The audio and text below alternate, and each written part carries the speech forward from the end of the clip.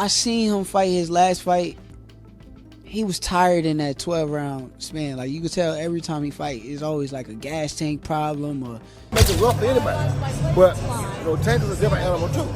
So, it's a great fight. That's why everybody want to see it. We can't just look at it and say, oh, he going to win, or oh, he going to win. No. Going there and he's very obedient to Tank's power. And Lamont wasn't there that night. Lamont wasn't having it. Shakur Stevenson has issued a warning to Lamont Roach, urging him to steer clear of a rematch with Gervonta Davis. Stevenson referred to Davis as one of the greatest, with power that is simply unmatched. According to him, Tank is breaking down fighters and won't offer Roach another fortunate opportunity. With Davis looking more jacked than ever, Shakur advises Roach to tread carefully or be prepared to face some serious consequences. I think it'll be a chess match. I think it'll be a boxing match. People talk about his power. His power is great. You can clearly tell that he's cracking. Shakur Stevenson openly admits that if a fight between him and Gervonta Davis were to happen, it would be the toughest challenge of his career. He acknowledges Davis's explosive power, technical skill, and unpredictability, describing him as a legitimate threat. Shakur understands that such a match wouldn't be easy and expresses deep respect for Davis as a dangerous opponent who could truly push him to his limits. What would be your hardest matchup? Devin Haney, Tank, or would it be Ryan Garcia? Nah, Ryan, just X him out. He's trash. It's gonna be Tank. I ain't say it before, but I'm gonna say it. Like, me and him the big fight. Gervonta Davis appears more powerful and physically built than ever in his latest training footage, showcasing a sharpened focus and a notable transformation. His tweet, "Somebody is in trouble," has only intensified the excitement, hinting that he's fully locked in and ready to take over. Fans are buzzing with anticipation over what Davis will bring to the ring next.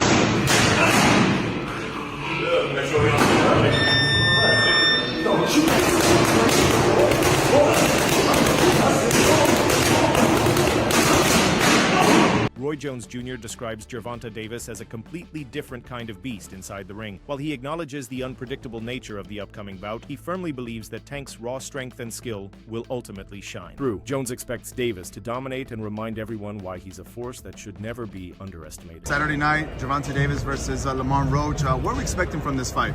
Well, we're expecting Gervonta to just continue to show us his dominance and show us who he really is. It's really a coming out party for Roach, but we kind of haven't seen him a lot. So he gets to show people what he has too. And usually when you get two guys who are boxers and amateurs, it's going to equate to a good fight for the first few rounds. But then when the pro rounds take over, we'll find out, has Roach adjusted to being a pro yet, or is Tank too superior now as a pro? And that's where the difference will come in at. Roach is coming up on weight. That, a lot of people keep on saying that's a very big disadvantage for Roach. His power might not transfer to, to this weight class. What do you got to say about that to the critics? Well, I ain't really got nothing to say to the critics because most of the time they don't know the hell they're talking about no weight, but I was able to carry my weight from 154 to heavyweight. You know how to do it right, when your punch will come through. You don't know how to do it right, then yeah, you're going to lose your punch. So if he's a good, fundamentally sound fighter with a punch, you're going to have a punch at 130, so you're going to have a punch at 140. If he's not really fundamentally that sound, then he won't. That's why Tank was able to jump around. Tank fought between 130 and 140, whatever weight he wants to. Why? Because he's a great fundamental puncher. So his punch going to be the same no matter what weight he got on. If you are fundamentally sound, that don't matter. But if you're not fundamentally sound, then yeah, when you move up the weight, you're going to lose your punch. That's exactly what what I thought you would say. Like, breaking that down and making understand that from 130, 135 to 140, I mean, you got to carry that power with you and how you're going to punch. If you got fundamentals, you're going to carry it automatically. I took it all with a heavyweight from a junior middleweight. Gervonta Davis has recently joined forces with a new coach, signaling a renewed and serious approach as he prepares for his rematch. This move marks a departure from his usual methods, shifting to a more refined training regimen. His sessions now appear more structured, focusing on sharpening core fundamentals and building endurance. Observers have taken note of his dedication in the gym, suggesting that Davis fully understands the stakes this time around and is making the necessary adjustments to secure a definitive victory. Yo, what's going on, fight fans? Check it out. It looks like Gervonta Davis has a new coach. Now, this is Coach Mustafa. He's a well-known coach down in the Atlanta area, and it looks like he's starting to train with him. I know he has that upcoming rematch coming up. It looks like it's slated for June. Now, this coach is known for his working on timing, precision, accuracy. Those are some of the things that this coach is well known for. He's also been training Tevin Farmer for his past 2 fights. Now, what does this mean for Tank? Is he leaving Coach Kyle and Coach Kenny, or is he adding Coach Mustafa to the team? Is it smart to switch trainers so close to a fight? Let me know what y'all think down in the comments below. There's a growing consensus that Gervonta Davis wasn't at his best during the first fight, whether due to distractions or flawed strategy. Both fans and critics agree he underperformed. Now, with his reputation hanging in the balance, Davis appears determined to set the record straight. His recent actions indicate that he wants to erase any doubts about his abilities. This time, there will be no excuses. He's aiming to make the rematch a definitive statement, not just another win. So breaking news, Tank Davis vs. Lamont Roach 2 is set for August 16th in Las Vegas. And this is a rematch of one of the most controversial fights in recent memory, where Roach arguably won 7 to 8 rounds of that fight, and then Tank took a voluntary knee in round 9, which wasn't ruled a knockdown, but ultimately it was scored a majority draw. Now in the rematch, I do expect Tank to look much better than he did in the first fight. I don't think that was his best performance by any means. And that means being more active in the early rounds, not just staying on the ropes looking for counters. And I'm sure he'll be willing to exchange more with Roach this time around. The left hands, the combinations, the body shots, that's where he had the most success in the first fight. And Roach, he just needs to stick to what made him so successful in the first fight. His forward pressure, staying behind that jab and right hand. But most importantly, he wasn't scared to take it at Tank, but he also didn't get too aggressive. Most of Tank's opponents, if they're scared of the power, they'll sit back on the ropes, get slowly broken down, or if they end up getting too aggressive, they get caught with the counterpunch. But Roach, he was sharp that whole fight. I would go Tank in the rematch. I think he has a lot more to show this time around. But Roach did prove to be a very tough test. But you guys let me know who you got. Experts and boxing fans have noted how quiet Davis has been in recent weeks. While Lamont Roach has been active in interviews and on social media, Davis has stayed mostly under the radar. Many analysts believe this silence is intentional, suggesting that Davis is working behind the scenes with complete focus. The contrast, Roach speaking out while Davis remains silent, has fueled speculation that Tank is preparing something major for the upcoming rematch. So we hearing that they got the fight set and scheduled, and it's going to be in Vegas, and it's going to be this August. So yeah, it's basically just been reported. I'm not gonna lie, we knew it was gonna happen because they both said they down to do it. They both said they got to do the rematch because it was too close. All I'm gonna say is I'm hoping that boy Tank, because he been quiet lately. Lamont, you been yapping. Talking about you should have won. You keep dwelling on that little almost close win. That boy Gervonta, that Tank, he been... We ain't never seen Tank in this mode. I will say that, Lamont, you're a very skilled fighter. But you should be nervous because we ain't never seen Tank like this. He quiet. Like, he's literally hushed, bro. You just see him training. And now out of nowhere, he's like, hey, bro, we can set the fight up. That's actually dangerous. That's actually dangerous when you think about it. Like, dude ain't said a word. Even once the fight was over and press, he got the little hat on. He like, yeah, I mean, we could do the rematch. And he said it. I'm going to go in the gym and I'm going to train. I'm going to just be quiet and work. Good match to Lamont. I ain't going to lie. If I was Lamont, I'll be a little nervous. You ain't got to be scared, but I will be a little nervous because usually Tank, he the one that's like, yeah, don't bring your moms to the fight. Don't bring your peoples to the fight. Dude been real hush-hush lately. I'm not going to lie, y'all. They said the fight set up for August. I might have to go to this one in person. In August is my birthday month. I might have to go to this one in person, bruh. Because this right here, at this point, they're rivals now. This is like the perfect boxing story. They come from the same side of the the mat, come from the same gym and camp. I'm not gonna lie, they've been at it since they was kids. This like the perfect boxing story, y'all. I'm not gonna lie. We might have to be in there in person. But like I said, y'all already know how I go. When it come down to it, I'm putting my money on my boy Tank.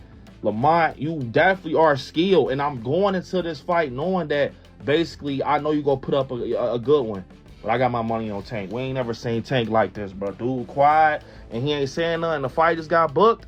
Oh, yeah. Trainer Greg Hackett didn't mince words in his recent comments, calling this rematch absolutely critical for both fighters. In his view, neither man has a clear advantage, and both will need to bring their best game. He emphasized that even the smallest mistake could decide the outcome for Davis. Hackett underlined the need to stay mentally locked in and approach the fight with full intensity. There's no room for complacency or overconfidence this time around. Rumors of what's going on in Tank's camp and, training with this person, training with that person. Yeah. Who has the edge heading into the rematch? Neither one of them. Lamont, you know what? I'm lying. 55-45, Lamont. Why? Lamont got the edge because he already did the unexpected. He was supposed to get knocked out coming up from 130, and not only did he not get knocked out, he performed and possibly won the fight. That's what some people believe. I thought it was a very close fight. I think, but after you asked me that question, I'm thinking about it. Yeah, I think Lamont do have a slight edge, just because he did what he wasn't supposed to do. So a lot of people go in there and they're very obedient to Tank's power, and Lamont wasn't that night. Lamont wasn't having it. And he said he wasn't having it. He said it before. Y'all tripping. Y'all must be really like tripping. So I guess we was tripping.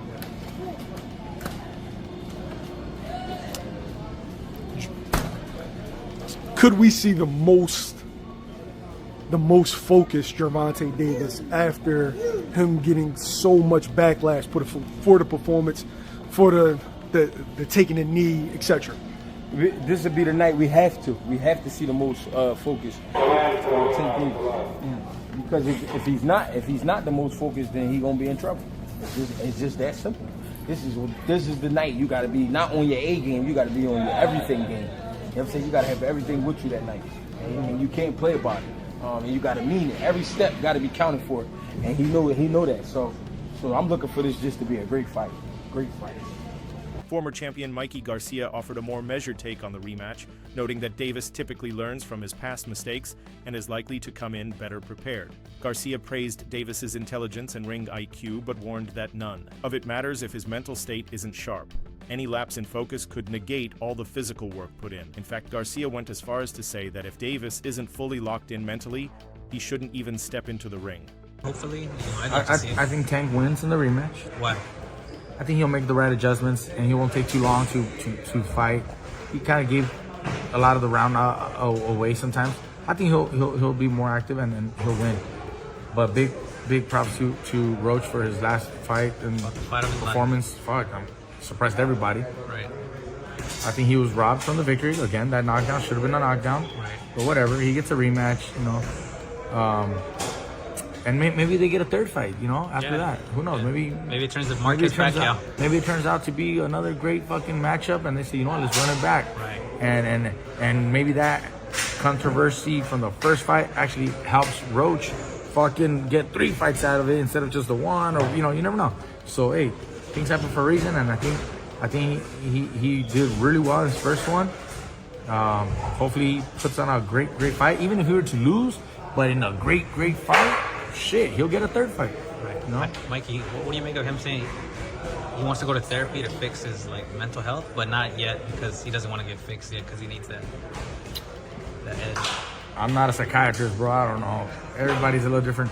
What I got to say is if you're dealing with any mental health, it seems to be a very common thing. I mean, if you don't feel that you're 100% dedicated or 100% capable of blocking out, personal life issues or whatever to get in the ring, then don't get in the ring. Don't get in the ring. Now, if you're... It seems like a lot of fighters are going through stuff and they get in the ring. If you're going through stuff and you feel like maybe it's helping, like he says, maybe it's helping him do it, let him do it. I don't know. Kenny Ellis, a longtime member of Davis's coaching team, shared his thoughts on Roach's intense training clips. While he acknowledged that Roach is putting in serious work, Ellis made it clear that what happens in the gym doesn't always translate to real fight conditions. He stressed that Davis's fights are about more than physical conditioning. They're about taking punches, responding under pressure, and showing the will to win. In his words, heart matters more than practice. See a different Lamont Roach coming into this fight? No, I don't. I tell people all the time, no offense, this is not a Lamont Roach, but a fighter can do everything in the gym, man. They can do their push-ups, their pull-ups, they can run 10 miles a day, they can eat their diet, they can change their diet, they can do everything right, but it have to be in your DNA to take pain. You know what I'm saying? Mm-hmm. Are you willing and able to take the pain that come with this shit? That's for any fighter, Right. And that's the difference in a lot of the fights. You gotta be willing to take the pain that come with it. Now, in the actual fight, not the training. In the actual fight. In the actual fight, what's the difference between the pain inside the gym gearing up to the fight versus the lights and being on Showtime? No, the workout pain, muscle sore, fatigue, that's different, but it prepares you for those lights. But that pain in the actual fight, man, when shit get rattled, your eggs get scrambled, your eyes get blurry, fucking mouth and nose get fucked up. You know, a little bit of everything. Body shots. You just gotta be willing to take the pain and come with it. Mm-hmm. You know, getting your equilibrium every other round. Since the first bout ended in controversy, fans have been locked in endless debate over who truly won. Some insist Roach did enough to claim victory, while others maintain that Davis still held the edge. Now, the rematch promises to deliver the definitive answer. There's a real hunger for closure. Both fighters have something to prove, and the audience demands clarity. No more draws, no more arguments, just one undisputed winner. I just want to know, when is the rematch going to happen at this point? Because I'm not going to lie, for it to be a whole month later and y'all still arguing over who actually won, it's just really like, okay, yeah, run it back, because we got to go ahead and settle this, squabble this up. I'm not going to lie, I'm not going to say neither fighter in here is shitty, okay? Because after the fight I seen on March 1st, yeah, they both was tagging shit, both getting up with each other, okay? I feel like this is the perfect match. If anybody's gonna do a rematch, we need to be down, period. And Gervonta was stinging him. I'm not gonna lie, he was stinging him. Great fight for him.